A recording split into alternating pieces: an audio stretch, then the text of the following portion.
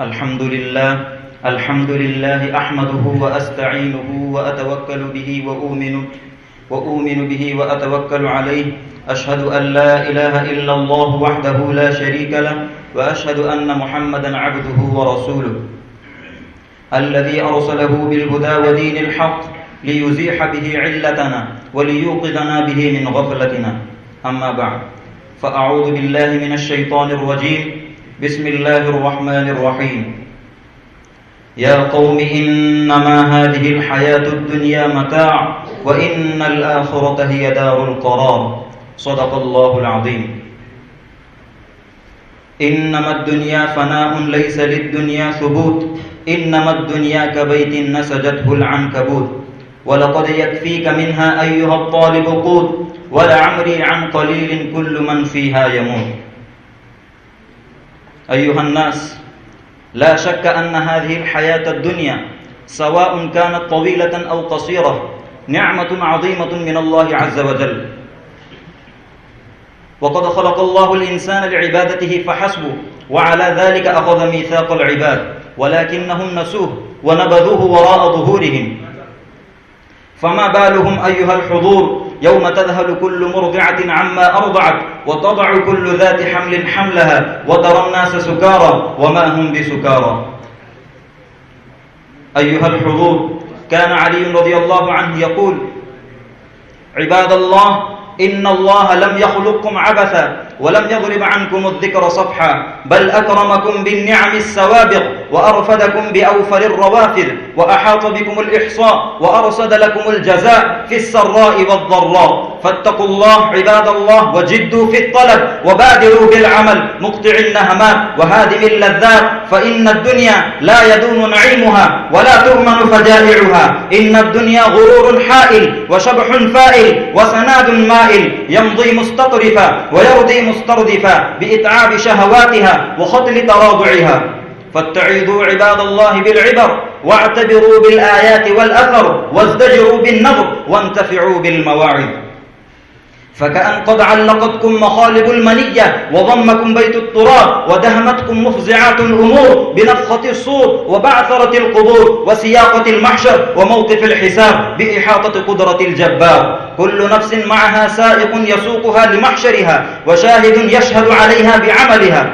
ووضع الكتاب وجيء بالنبيين والشهداء وقضي بينهم بالحق وهم لا يظلمون. فارتجت لذلك اليوم البلاد ونادى المناد، وكان يوم التلاق وكشف عن ساق وكسفت الشمس وحشرت الوحوش مكان مواطن الحشر، وبدت الأسرار وهلكت الأشرار، وبرزت الجحيم لها كلب ولجب وقصيف رعد وتغيظ ووعيد. تأجج جحيمها وغلا حميمها وتوقد سمومها، فلا تنقطع حسراتها ولا ينفس خالدها ولا يقسم قبولها. معهم ملائكة يبشرونهم بنزل من حميم وتصلية جحيم، عن الله محجوبون ولأوليائه مفارقون وإلى النار منطلقون.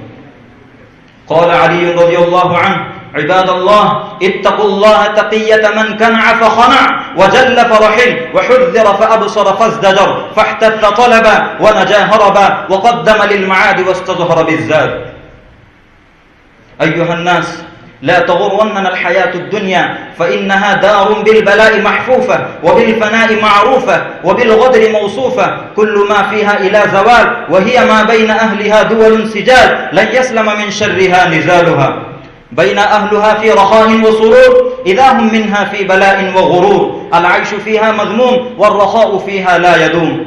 أرى الدنيا ستؤذن بانطلاقي مشمرة على قدم وساقي، فلا الدنيا بباقية لحي ولا حي على الدنيا بباقي. كان علي رضي الله عنه يقول: عباد الله، إنكم وما أنتم من هذه الدنيا عن سبيل من قد مضى ممن كان أطول منكم أعمارا وأشد منكم بطشا وأعمر ديارا وأبعد آثارا، فأصبحت أصواتهم هامدة خامدة من بعد طول تقلبها، واستبدلوا بالقصور المشيدة والسرر والنمارق الممهدة.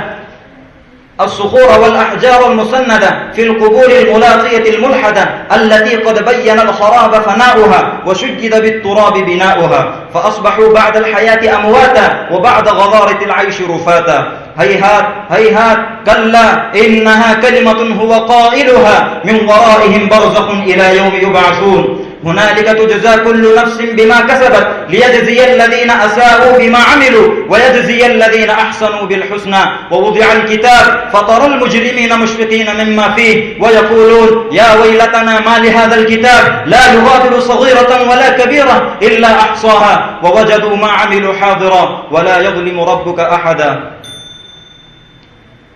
يا معشر المسلمين، ما لنا لا نؤمن بالله وما جاءنا من الحق ونطمع أن يدخلنا ربنا مع القوم الصالحين، وما لنا أن نكون ممن يرجو الآخرة بغير عمل ويؤخر التوبة بطول أمل، يقول في الدنيا قول الزاهدين ويعمل فيها عمل الراغبين، إن أعطي منها لم يشبع وإن منع منها لم يقنع، يعجز عن شكر ما أوتي ويبتغي الزيادة فيما بقي، يأمر ولا يأتي وينهى ولا ينتهي، يحب الصالحين ولا يعمل بأعمالهم ويبغض الظالمين وهو منهم، إن استغنى فتن وإن مرض حزن وإن افتقر قنط وبهن، فهو بين الذنب والنعمة يرضع، يعافى فلا يشكر ويبتلى فلا يصبر، كأن المحذر من الموت سواه وكأن من وعد وزجر غيره.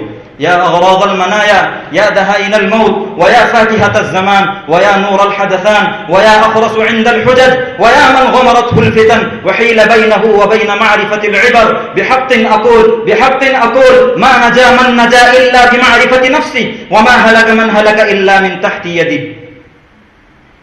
وإن تكن الدنيا تعد نفيسة فإن ثواب الله أعلى وأنبل، وإن تكن الأرزاق حظا وقسمة فقلة حرص المرء في الكسب أجمل، وإن تكن الأموال للترك جمعها فما بال متروك به الحر يبخل، وإن تكن الأبدان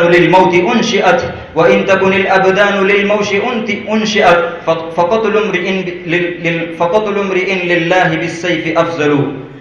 جعلنا الله وإياكم عاملين بكتابه متبعين لأوليائه حتى يحلنا وإياكم دار المقامة من فضله، إنه حميد مجيد. وآخر دعوانا أن الحمد لله رب العالمين.